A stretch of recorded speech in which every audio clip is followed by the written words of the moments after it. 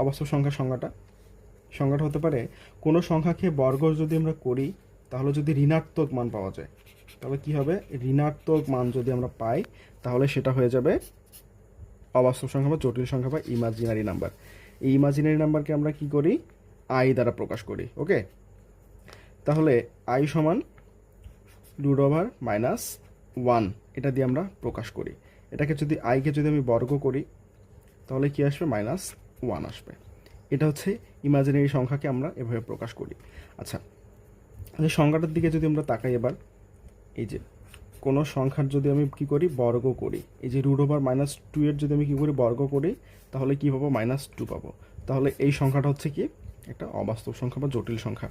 আচ্ছা, কোনো সংখ্যার সাথে বা আগে বা পিছনে যদি আমি আই যুক্ত করি তাহলে সেটা হয়ে যাবে কি, কাল্পনিক বা জটিল সংখ্যা। এই যে বি একটা অক্ষর প্রতীক, এর সাথে যদি আমি আই যুক্ত করে দিই, মানে ইমাজিনারি নাম্বারের আই, তাহলে সেটা হয়ে যাবে কি, কাল্পনিক বা জটিল সংখ্যা। ওকে, বুঝতে পেরেছি। এই জটিল সংখ্যার আবিষ্কার করেন কে, সুইস গণিতবিদ লিওনার্দো অয়েলার। ওকে, তাহলে বুঝতে পেরেছ জটিল সংখ্যাটা কি। ওকে, ফাইন।